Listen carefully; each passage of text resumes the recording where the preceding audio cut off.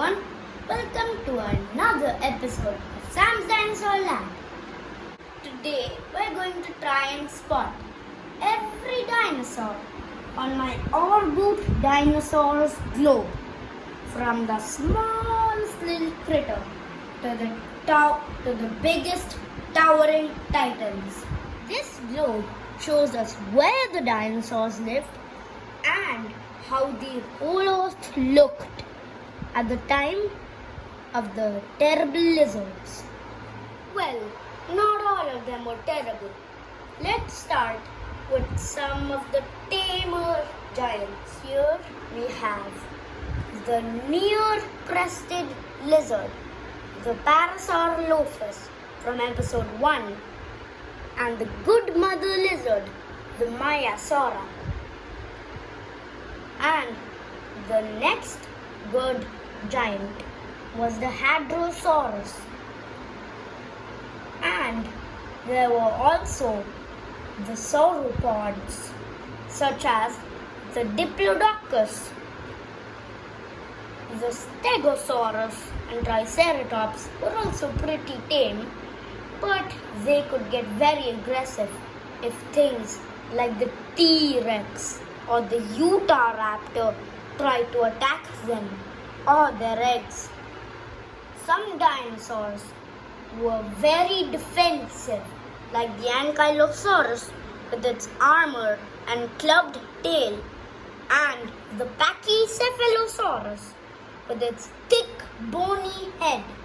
There were some others that hunted in packs together to rip down large prey, like the Deinonychus and the Dilophosaurus. One animal on this globe which was not a dinosaur is the Pteranodon, with its huge wingspan, toothless beak, and small appearance. Now we've covered all the dinosaurs in North America. Let's move to South America. This is the only continent on my globe which looks like what it looks today. Here we have the Tapejara, a flying reptile with a pretty crest on its head. Here we have the Giganotosaurus. Its name means giant southern lizard. It was bigger than the T-Rex but smaller than the Spinosaurus. And right under it is the Carnotaurus, the meat-eating bull. One very, very famous dinosaur that they missed out here was the Argentinosaurus. It lived in Argentina, as the name suggests, and it was a colossal titan. It was the biggest dinosaur ever, even bigger than the Brachiosaurus in Africa. One thing I do not know is why they put the Brachiosaurus in Africa. It was actually supposed to live in North America with the Stegosaurus. Maybe they just didn't have space here. And probably that's why the Allosaurus isn't part of North America too. Leaving that, the rest of Africa is in place. Here is the biggest carnivore ever, the Spinosaurus, the spiky cousin of the Stegosaurus, Kentrosaurus, and the Velociraptor lookalike Coelophysis. Now let's just move on to Europe. In Europe, we have the Iguanodon, which you probably know about, and the Baryonyx, which looks lots like a Spinosaurus, but does not have the same. Don't they look alike with their long crocodile jaws?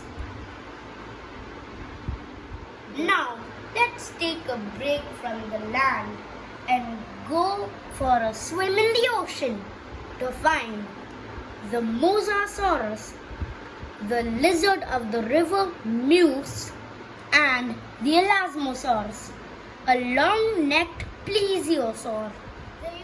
There were also ichthyosaurs that swam around the oceans, but it looks like they missed them out.